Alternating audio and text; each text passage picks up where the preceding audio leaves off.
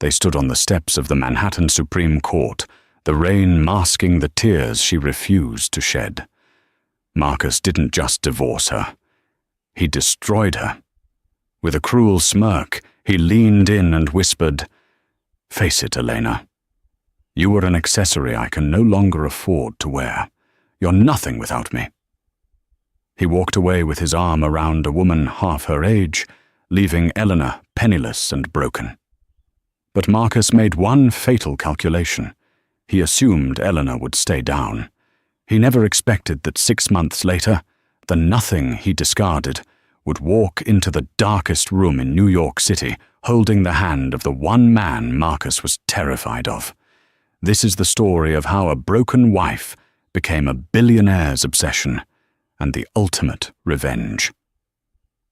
The fluorescent lights of the courtroom in Lower Manhattan hummed with a headache-inducing buzz, but for Eleanor Vance, the sound was drowned out by the pounding of her own heart. She sat at the mahogany table, her hands clasped so tightly together that her knuckles had turned a ghostly white. Across the aisle sat Marcus, her husband of 12 years, the man she had supported when he was fixing computers in their cramped garage in Queens, the man she had nursed through a bout of severe pneumonia when they had no health insurance, the man who was now wearing a $5,000 bespoke Italian suit, checking his Rolex as if this divorce were merely a tedious business meeting that was running overtime.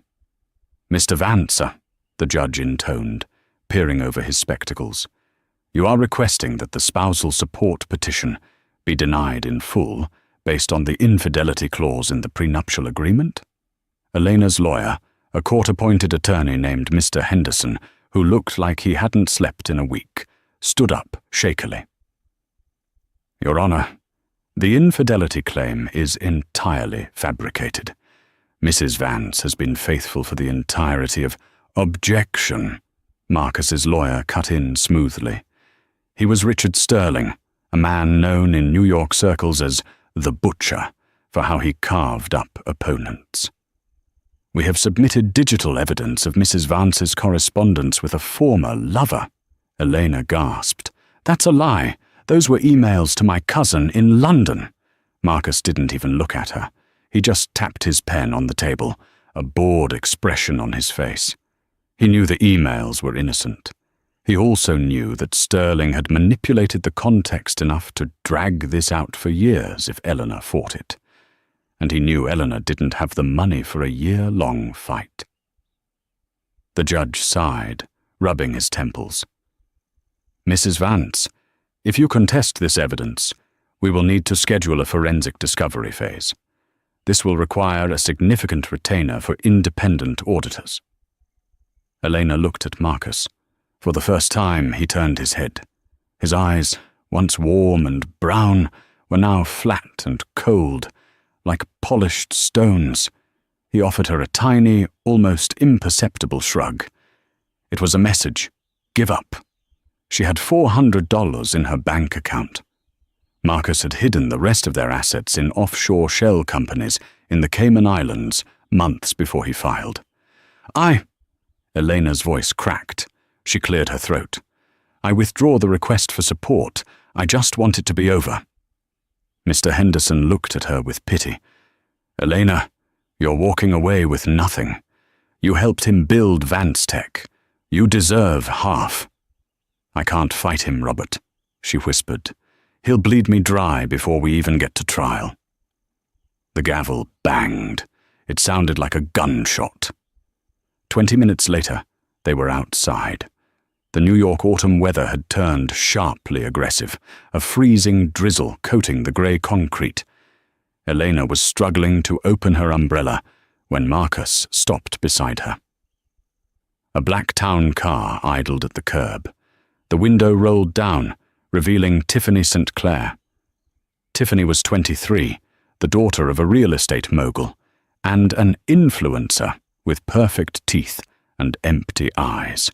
She blew a bubble of gum and looked at Eleanor like she was a piece of trash on the sidewalk.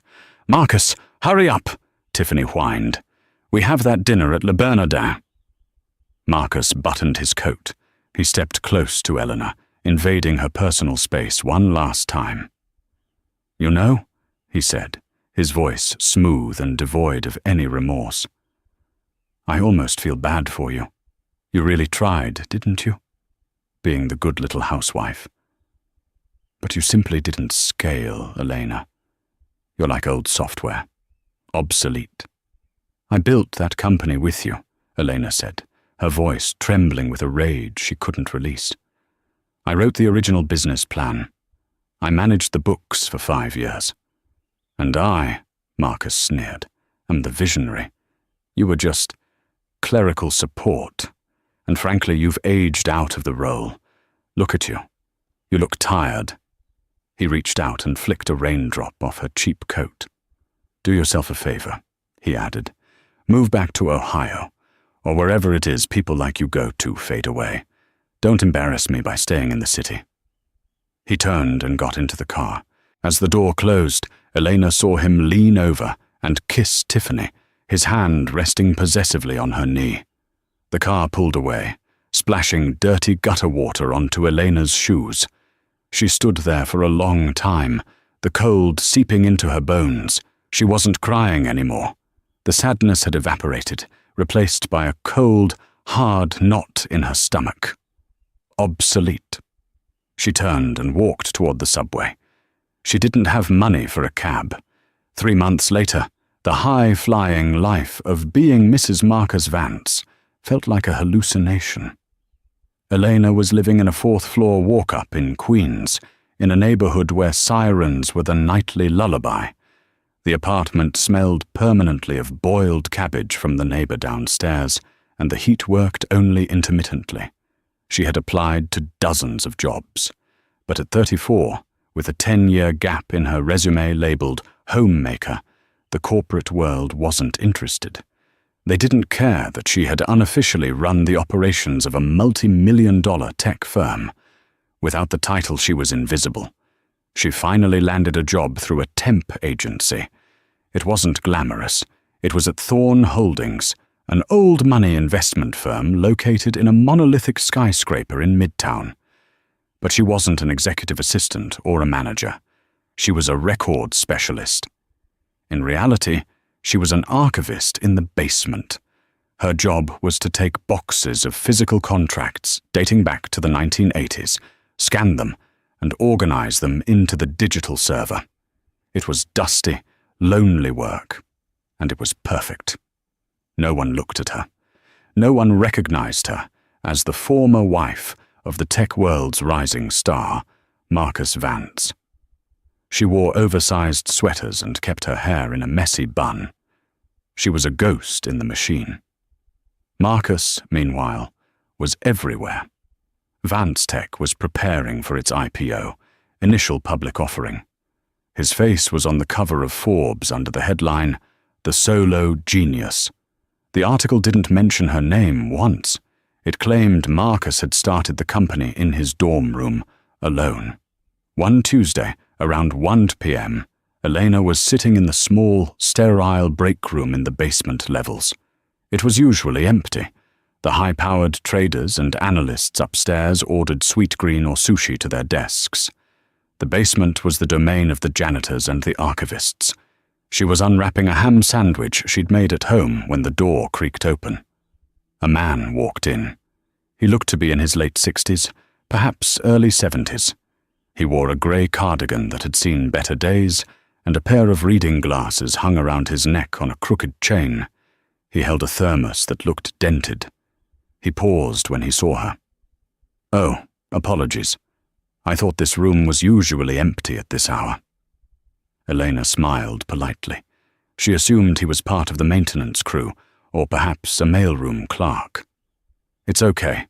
There's plenty of room. Please, sit."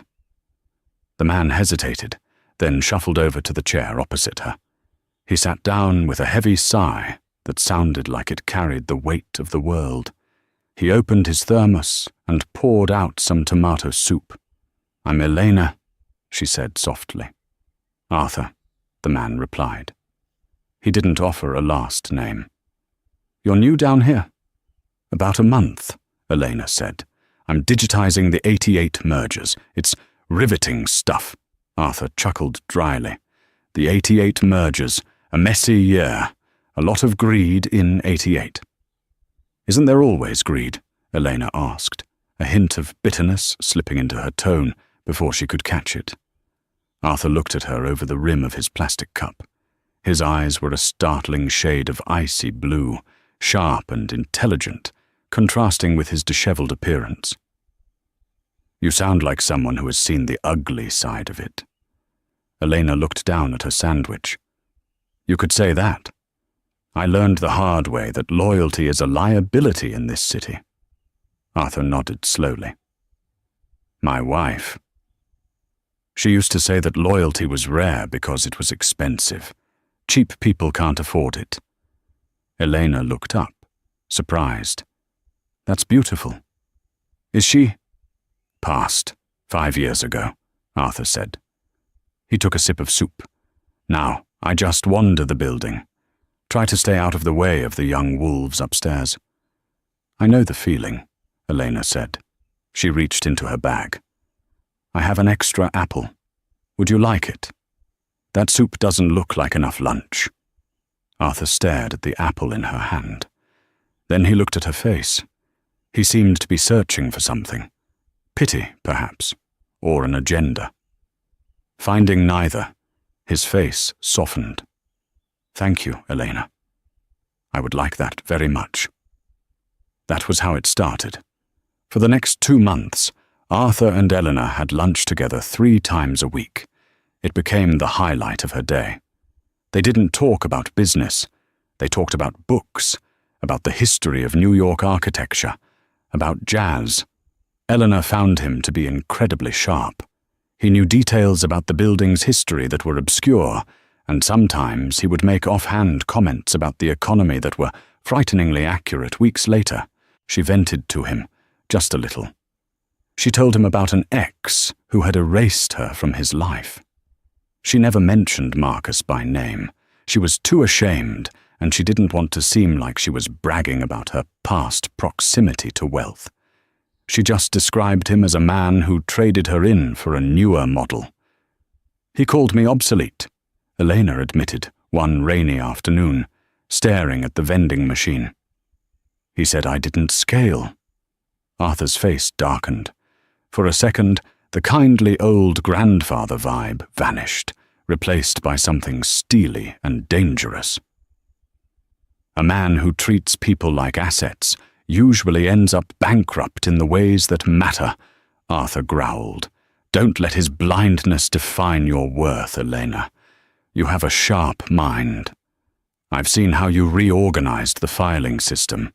You see patterns others miss." "It's just filing, Arthur."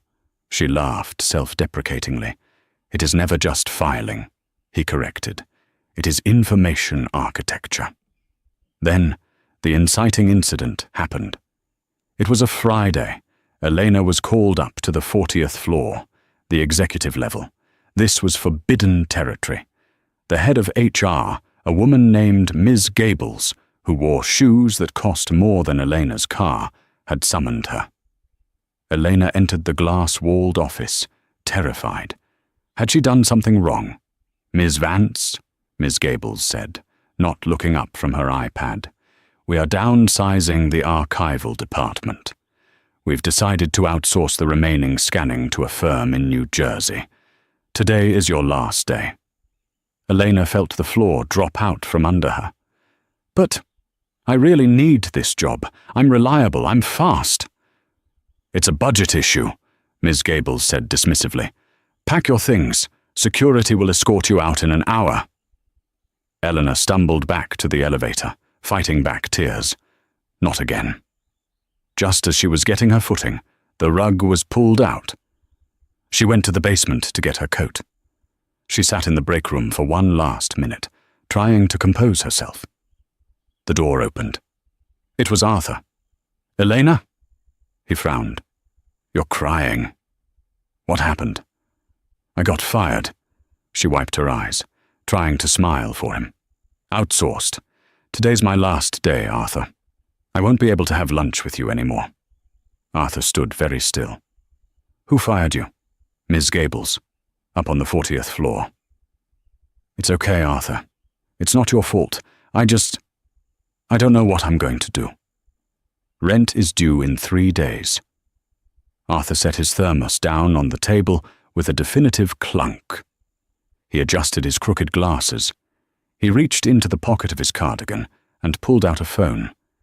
It wasn't a cheap flip phone. It was the latest, unreleased prototype of a satellite smartphone. Dry your tears, Elena, Arthur said. His voice had changed. The waver was gone. It was a commanding baritone now. Arthur, what are you doing? I am making a personnel adjustment, he said. He dialed a number and put the phone to his ear. Gables, this is Julian Thorne. Yes, the owner of the building you are standing in. You just fired a woman named Elena Vance. Yes. Well, I'm unfiring her. Elena froze. Julian Thorne? Every business major knew the name. Julian Thorne was the ghost of Wall Street. A recluse billionaire who hadn't been photographed in public in 10 years. He owned Thorne Holdings. He owned half of Midtown. He was rumored to be worth $50 billion. And she had been feeding him apples for 2 months. Arthur, no, Julian, glared at the wall as he listened to the sputtering HR director on the other end. In fact, Julian continued, pack your things, Miss Gables. You lack the intuition required for your role. You're fired. And tell security to bring Miss Vance up to the penthouse suite immediately. She is no longer an archivist. He hung up. He looked at Elena, whose mouth was hanging open. The kindly old man's smile returned, but there was a mischievous glint in his eye. Sorry for the deception, Elena. I like to see how people treat me when they think I'm nobody. It's the only way to get an honest lunch in this town. He extended his arm. Now, shall we go upstairs? I believe we have work to do. And I have a feeling you have some ideas on how to run things better than the idiots I currently employ. The elevator ride from the basement to the 50th floor penthouse took 45 seconds. But for Elena, it felt like traveling between 2 different dimensions.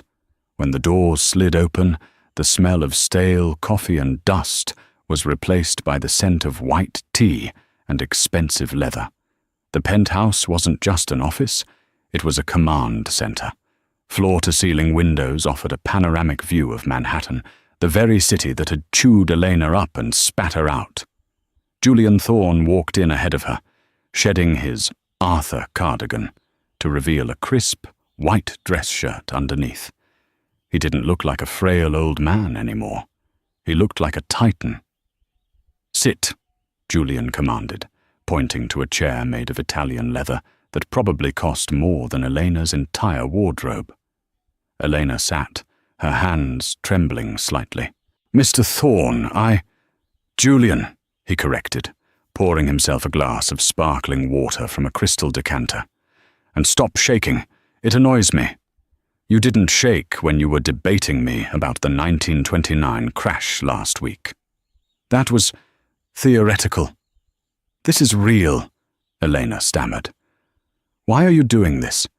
You could hire the best MBA graduates from Harvard.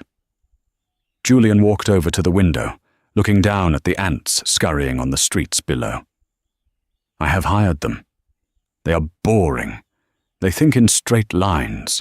They are taught how to maintain wealth, not how to build it or protect it from wolves. You, Elena, have survival instincts. You managed the operations of a tech startup with no budget, and you navigated a divorce where you were outgunned. You are hungry. The Harvard kids are just greedy. There is a difference. He turned back to her. I have a proposition. You are not going to be my archivist. You are going to be my associate strategist. Your salary is $250,000 a year, effective immediately, plus bonuses. Elena gasped, her hand flying to her mouth. That was 5 times what Marcus had given her, as an allowance when they were married. However, Julian raised a finger, there is a condition. You have to unlearn everything Marcus taught you. He taught you to be small. He taught you to be a support system. In my world, you are either the predator or the prey. I am going to teach you how to hunt. The next 6 months were a blur of exhaustion and exhilaration. Elena didn't just work, she underwent a metamorphosis. Julian was a demanding mentor. He threw complex portfolios at her at 6 a.m. and expected a full risk analysis by noon. He critiqued her posture, her speaking voice, and even her silence.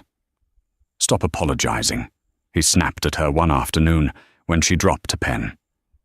Men like Marcus count apologies. They collect them like tokens of submission. Never apologize for existing. The transformation wasn't just internal. Julian insisted she dress the part. He sent a personal stylist to her tiny apartment in Queens, which she soon vacated for a sleek, secure condo in Tribeca. The oversized sweaters were replaced by tailored blazers, sharp pencil skirts, and stilettos that clicked on the marble floors like weapons of war. But the hardest part was dealing with the whispers. The staff at Thorne Holdings were baffled. Who was this woman who had ascended from the basement to the right hand of the ghost of Wall Street? The rumors were vicious. They said she was his nurse. They said she was his mistress. They said she was a gold digger who had manipulated a senile old man. Elena heard them in the break room, the hushed giggles when she walked by. It stung, reminding her of Tiffany St. Clair's mockery. She brought it up to Julian one evening while they were reviewing Asian market futures. "They think I'm sleeping with you," she said bluntly. Julian didn't look up from his papers. "Let them. It doesn't bother you." "Elena, people will always create a narrative that makes them feel comfortable with their own mediocrity. If they think you're sleeping your way to the top, it excuses them from facing the fact that you are simply smarter than they are. Their underestimation is your greatest asset. Never correct them. Let them think you are a distracted mistress. Then, when you cut their throats in the boardroom, they won't even see the knife coming." He slid a thick blue folder across the mahogany desk toward her. "Speaking of knives," Julian said, his eyes gleaming. "Look at this." Elena opened the folder. The title on the first page made her blood run cold. "Vance Technologies, IPO Prospectus. They are going public next month," Julian said. "The street is calling it the unicorn of the decade.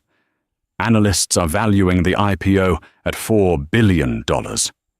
Marcus is poised to become one of the richest men in the country." Elena stared at the logo she had sketched on a napkin in a diner 10 years ago. "Why are you showing me this?" she asked, her voice tight. "Because I'm thinking of buying a substantial short position," Julian said. "But the numbers look perfect. Too perfect. Revenue is up 400% quarter over quarter. User retention is 99%. It's a miracle company." He paused. "You kept the books, Elena. You know the source code of the business. Is Marcus a miracle worker?" Elena opened the file. She began to read. At first it looked legitimate, but then her eyes narrowed. She flipped to page 45, then back to page 12. She pulled out a calculator. Her heart began to race. Not with fear, but with recognition. "Here," she pointed to a line item labeled Deferred Service Acquisitions. "What about it?" "Marcus used to try this when we were small," Elena said, her mind sharpening, the memories of late-night accounting sessions flooding back. He counts projected contracts as signed contracts to inflate the quarterly revenue. He calls it anticipatory accounting. It's illegal, but he hides it by routing the money through shell vendors to make it look like paid invoices. She grabbed a pen and circled 3 vendor names in the footnotes. Apex Solutions, Blue River Data, Orion Systems. I named these, she whispered. These aren't real companies. They were placeholders I created for testing the database software years ago. He never deleted them. He's using them to wash his own money back into the company to fake revenue growth. Julian sat back, a slow, terrifying smile spreading across his face. So, he mused, the $4 billion company is a house of cards. If anyone audits these 3 vendors, Elena said, looking up, her eyes fierce, Vanstech goes to 0. Julian closed the folder. Elena, get your coat. Where are we going? We are going shopping, Julian said. Next week is the Titan Gala at the Metropolitan Museum of Art. Marcus will be there to court investors for the IPO. I haven't attended a public event in 10 years, but I think it's time I introduced New York to my new partner. Partner. You just handed me the weapon to destroy a fraud, Julian said. You're not an associate anymore, Elena. You're a partner. Now, let's go find you a dress that says, I know where the bodies are buried. The Titan Gala was the Oscars of the business world. Held annually at the Met, it was a convergence of old money, tech billionaires, and A-list celebrities. The steps of the museum were draped in red carpet, flanked by walls of paparazzi screaming the names of the elite. Marcus Vance stepped out of his limousine, flashing his signature winning smile. He looked every inch the conqueror. His tuxedo was Tom Ford, customized. On his arm was Tiffany St. Clair, wearing a sheer, diamond-encrusted gown that left little to the imagination. Marcus, over here, the photographers shouted. Is it true the IPO is oversubscribed? Let's just say, Marcus quipped to a reporter from CNBC, the future looks very bright. Vanstech is about to change the world. Inside the great hall, the atmosphere was electric. Champagne flowed like water. Marcus moved through the crowd like a shark in a tank of guppies. He shook hands with senators, laughed with hedge fund managers, and accepted congratulations on his upcoming billionaire status. He felt invincible.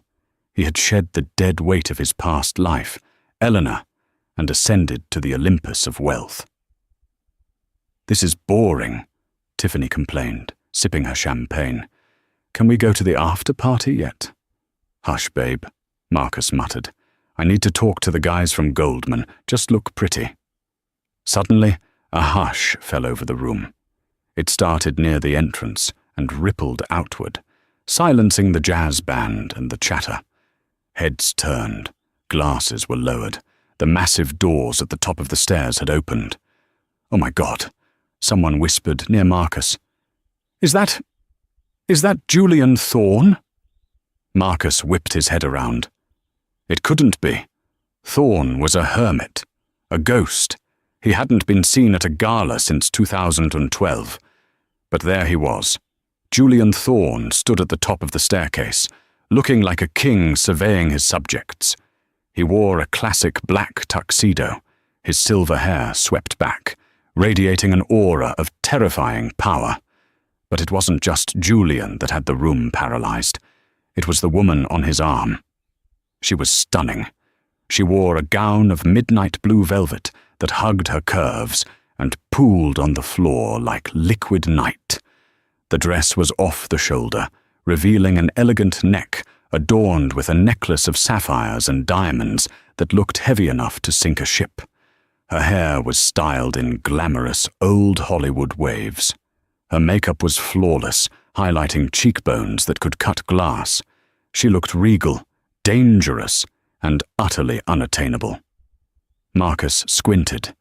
There was something familiar about the way she stood, the tilt of her chin, the arch of her brow.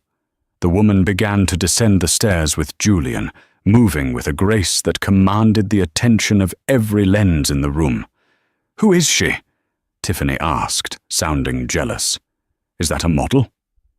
As they got closer to the floor, the woman's eyes scanned the crowd. They locked onto Marcus. And then she smiled. It wasn't a warm smile. It was the smile of an executioner who had just sharpened the blade. Marcus felt the blood drain from his face. His champagne glass slipped from his fingers and shattered on the floor, the sound echoing in the silent hall. "Elena," he whispered. It was impossible. The frumpy, tired woman he had discarded in the rain? The woman who wore clearance rack coats and worried about coupons? This woman looked like she owned the museum. The crowd parted as Julian and Eleanor walked through. They didn't stop for the press. They walked straight into the center of the VIP circle. Marcus stood frozen, his shoes crunching on the broken glass of his drink. Tiffany was tugging at his arm. "Marcus, what is wrong with you? Who is that?" "That," Marcus choked out, his throat dry as sandpaper, "is my ex-wife." "The loser?" Tiffany laughed incredulously. "That is not a loser, Marcus. That woman is wearing the Romanov sapphires. I saw them in a magazine. They're worth $3 million. Eleanor and Julian stopped a few feet away, surrounded by a ring of admirers.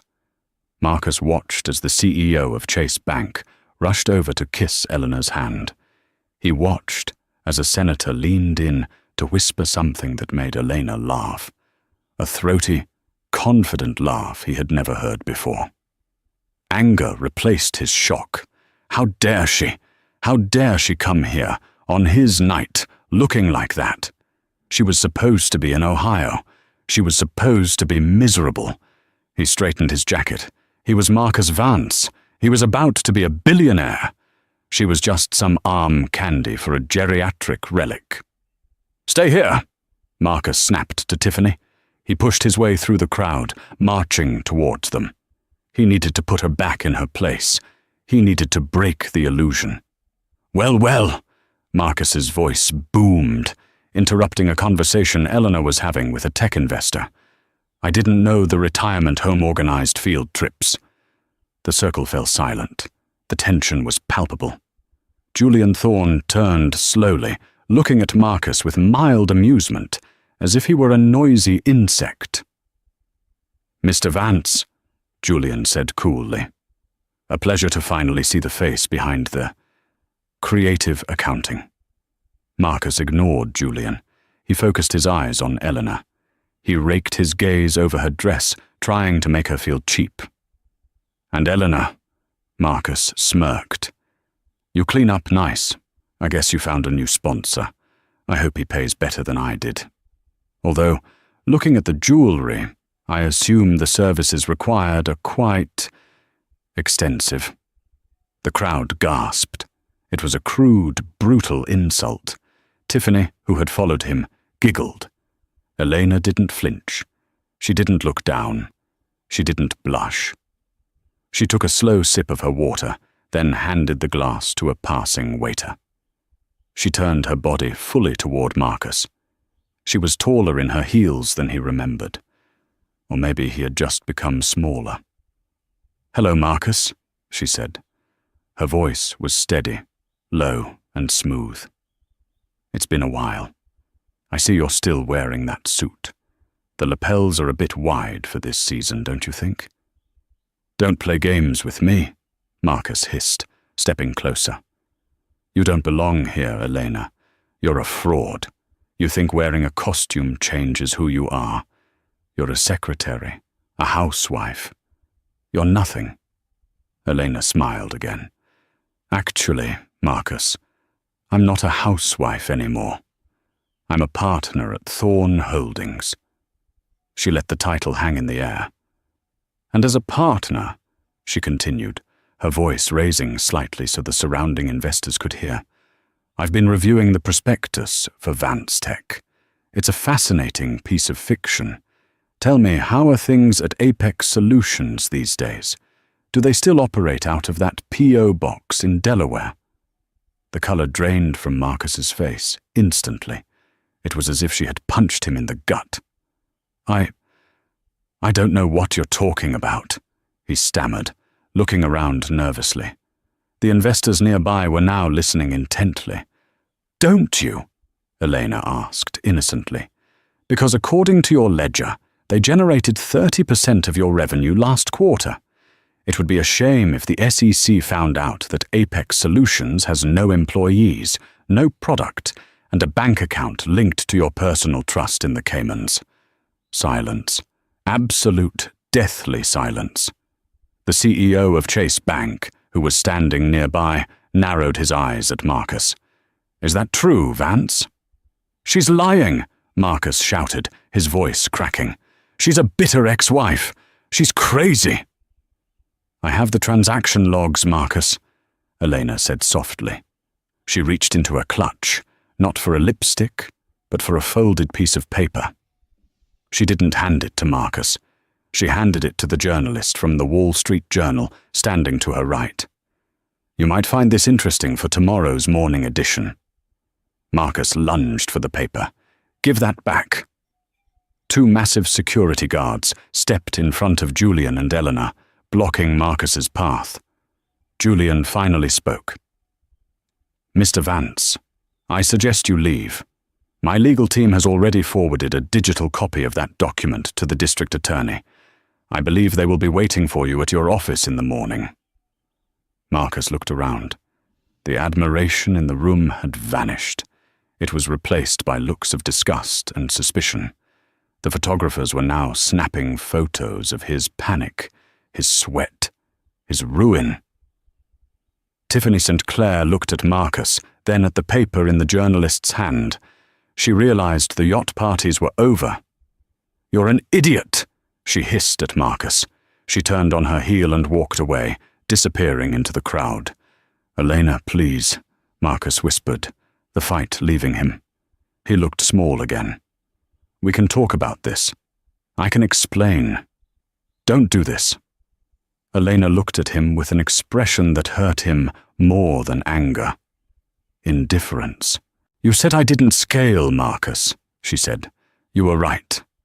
I didn't scale with your lies." She turned to Julian. "I'm bored. Shall we get dinner?" "I know a great place," Julian smiled. "They make excellent soup."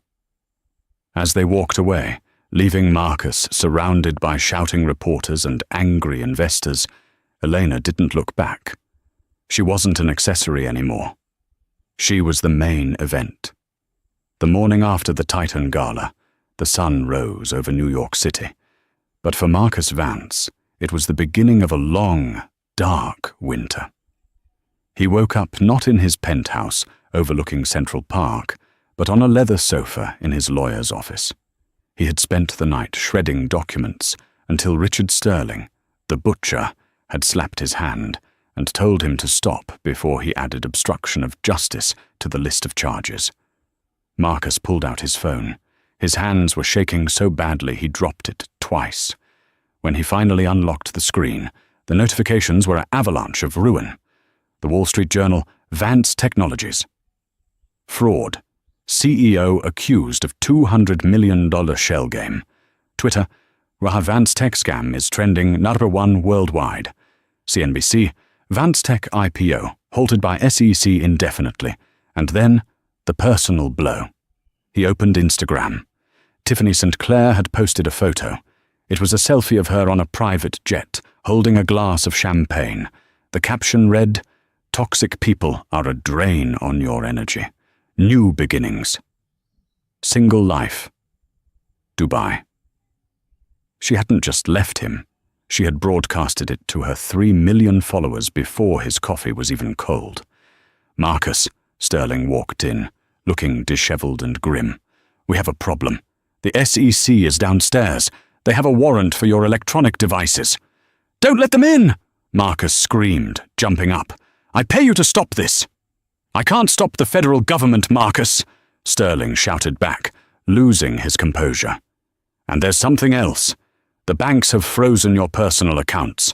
The credit lines for the company have been pulled. You are liquidating at a rate of $10 million an hour." Marcus sank back onto the sofa. "Fix it. Call Elena. She knows the books. She can explain that it was just creative projections." "Elena Vance is the one who handed them the map, you idiot," Sterling spat. and she's not taking my calls. In fact, she's currently on Bloomberg TV. Sterling grabbed the remote and turned on the wall-mounted TV. There she was. Elena sat in a sleek, modern studio, looking calm and authoritative.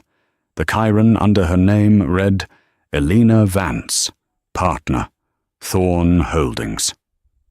Ms. Vance, the interviewer asked, did you know about the fraud while you were married to him? I knew the finances were tight, Elena said, her voice measured. But Marcus was very secretive about the special projects ledger. It was only when I analyzed the prospectus with the team at Thorn Holdings that the pattern became undeniable. It's a tragedy for the employees who worked hard. That is why Thorn Holdings has made an offer to acquire the legitimate assets of Vance Tech to save the jobs of the engineers. Marcus stared at the screen, his mouth agape. She's trying to buy my company? She's not trying, Marcus, Sterling said, checking his email on his phone. She just did. The board of directors just held an emergency vote via Zoom. They ousted you. They accepted Thorn's liquidity injection. You're out. The company is hers. Marcus felt the room spin. The company he had built, the empire that was supposed to make him a god.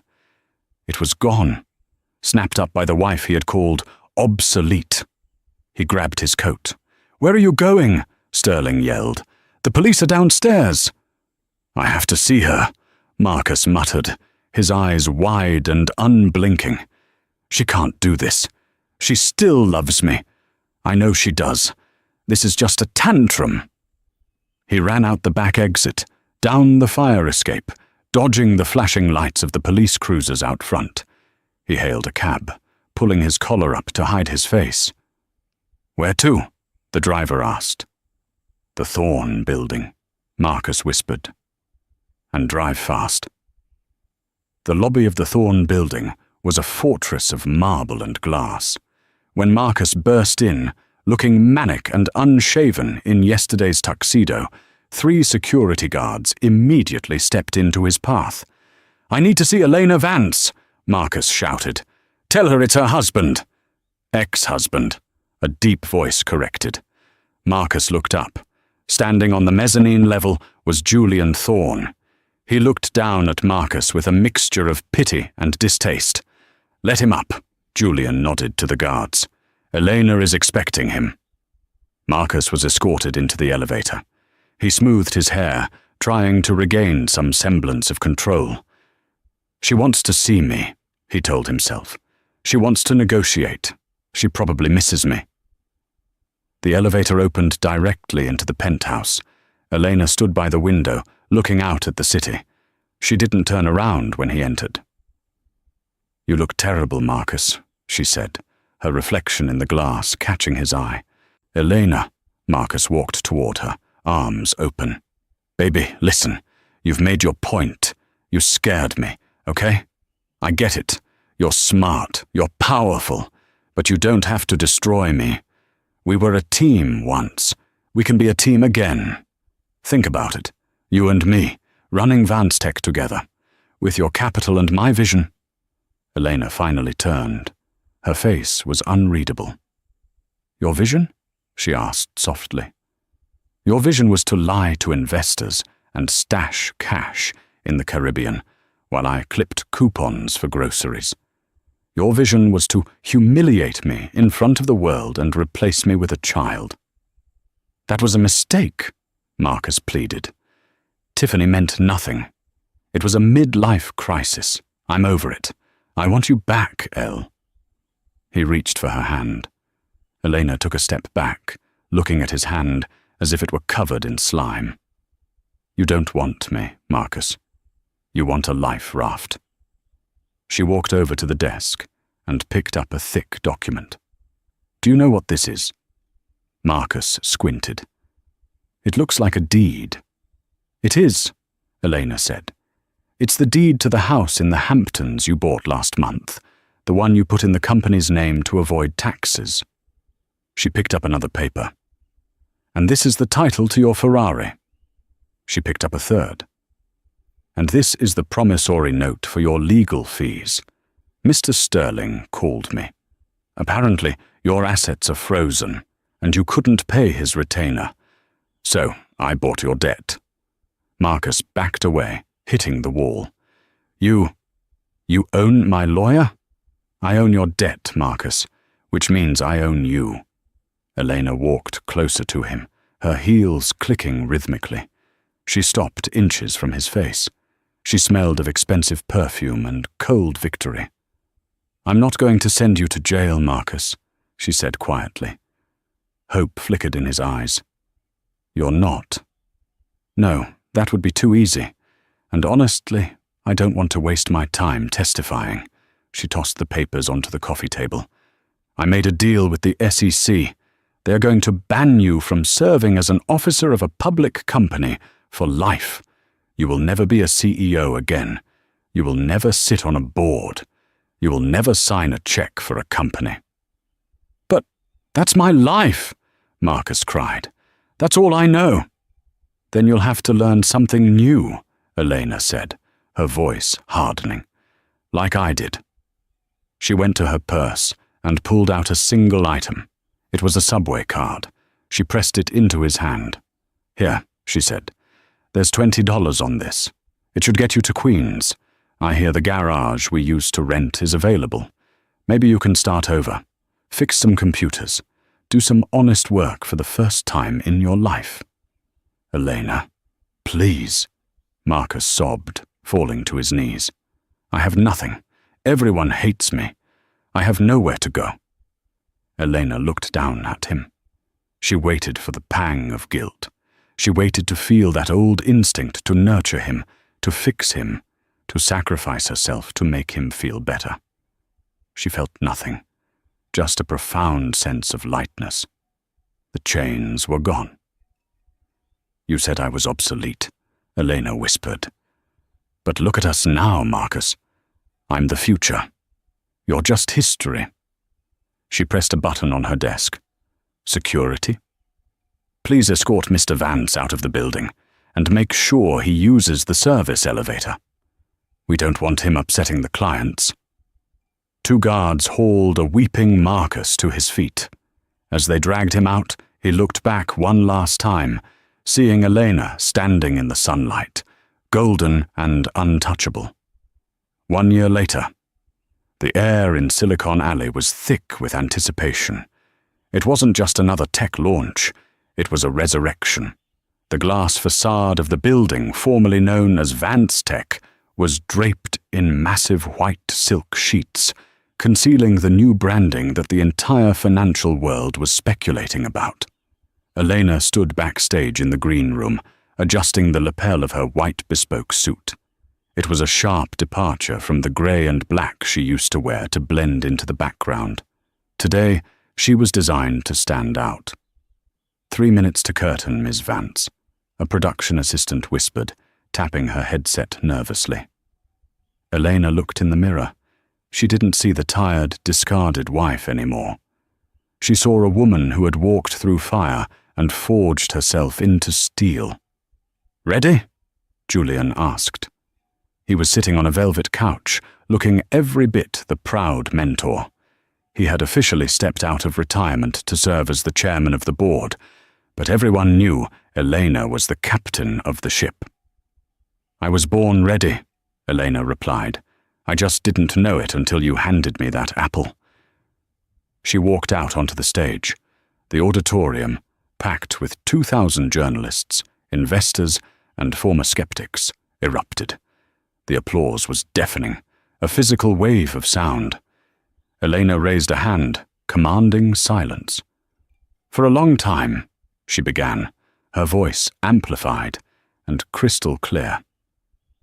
"This company was built on a promise of the future that was never grounded in reality. You were sold a vision that was nothing more than smoke. But smoke clears, and when it does, you are left with only what is real." She pressed a button on the remote in her hand. Behind her, the massive screen flickered to life. The old, jagged V logo of Vance Tech shattered digitally. the shards falling away to reveal a new symbol. It was a stylized golden E, but if you looked closely, the negative space formed the profile of a lioness. Evolve Systems. "We are no longer Vance Tech," Elena announced. "We are Evolve, because in nature and in business, you either evolve or you go extinct." The crowd roared its approval. The stock ticker on the side of the stage showed the share price jumping 12% in real time. Later that afternoon, the celebrations moved to the executive suite. The vibe was entirely different from the frantic, fear-based culture Marcus had cultivated. Under Marcus, the office had been a frat house of nervous energy and impossible deadlines. Under Elena, it was a finely tuned orchestra. She walked through the open-plan office, greeting engineers by name. She stopped at the desk of Sarah, a junior developer Marcus had once threatened to fire for taking maternity leave. "How is the new encryption protocol coming along, Sarah?" Elena asked. "It's ready for beta, Ms. Vance," Sarah beamed. "And thank you for the on-site daycare center. I don't know how I would have managed without it." "Talent requires support, not pressure," Elena smiled. "Keep up the good work." This was the secret Marcus never understood. Loyalty wasn't bought with flashy parties, it was earned through respect. By stabilizing the company's finances and treating the staff like human beings, Elena had unleashed a wave of productivity that analysts were calling the Vance Miracle, though Elena hated the name. As evening fell, Elena retired to her private office, the same office where Marcus had once dismissed her ideas as clerical. She sat at the desk, opening a drawer. Inside was a small framed photo of her and Marcus from 10 years ago. They looked happy, young, and naive. She didn't hate him anymore. Hate required energy. She just felt a distant, cool pity. Meanwhile, 20 miles away in a strip mall in New Jersey, the reality was very different. Marcus Vance sat on a stool behind the counter of PC Fix, a small repair shop that smelled of burnt solder and dust. He wore a blue polo shirt that was a size too small. "Hey, buddy," a customer grunted, slamming a greasy laptop onto the counter. "My screen is flickering again. I thought you said you fixed it." "It's a graphics card issue," Marcus muttered, not making eye contact. "I told you that you needed to replace the motherboard." "Don't give me that tech mumbo-jumbo," the customer snapped. "Just fix it, or I'm speaking to your manager." Marcus flinched. The manager was a 19-year-old kid named Kyle who enjoyed bossing Marcus around. Above the counter, a small TV was playing the news. And in business news, Evolve Systems, led by CEO Elena Vance, has just surpassed a market cap of $5 billion. Elena Vance has been named Person of the Year by Time magazine. Marcus looked up. On the screen, Elena looked radiant. She was laughing at something the interviewer said. A free, genuine laugh he hadn't heard in years. She looked like a queen. The customer tapped on the glass counter. "Hey, Earth to Genius, are you going to fix my laptop or are you going to stare at the TV?" Marcus swallowed the lump in his throat. He looked down at his hands that used to sign million-dollar checks, now stained with thermal paste. I'll fix it," Marcus whispered. "Right away." Back in Manhattan, the sun had set, and the city lights were twinkling below Elena's penthouse. Julian poured 2 glasses of 1945 Romanée Conti, a bottle worth more than Marcus's current annual salary. "To the lioness," Julian toasted. "To the hunt," Elena replied, clinking her glass against his. "You know," Julian said, leaning back and looking at the skyline, "we have a surplus of cash flow this quarter, about 400 million. What are you planning to do with it? Buy an island? Retire?" Elena walked to the window. She saw her reflection in the glass, superimposed over the city.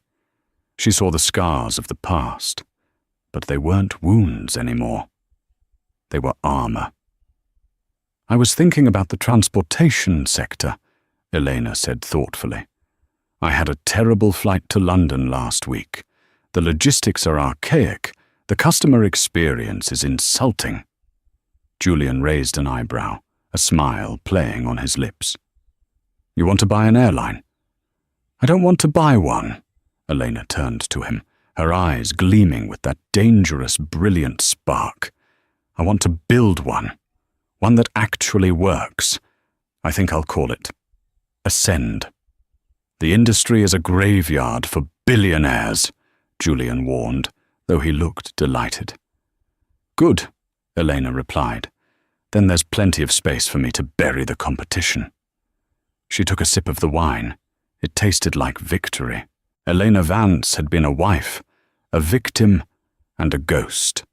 But as she looked out over the world she now commanded, she realized she was finally something else. She was the author of her own story, and she was just turning the page to chapter 1. And that is the story of Elena and Marcus. It's a powerful reminder that you should never underestimate someone just because they are kind, or quiet, or loyal. Marcus thought Elena was weak because she supported him, but he failed to realize that she was the foundation holding him up. When he broke that foundation, he didn't just lose a wife, he toppled his own empire. What do you think? Did Marcus deserve his fate? Or was Eleanor too harsh in the end? And have you ever had someone doubt you, only for you to prove them wrong later? Let me know your story in the comments below. If you enjoyed this story of justice and revenge, please smash that like button. It really helps the channel grow. And don't forget to subscribe and hit the bell icon so you never miss a new story. We upload new drama every Tuesday and Friday. Thanks for watching, and remember, be careful who you step on your way up. You might meet them on your way down.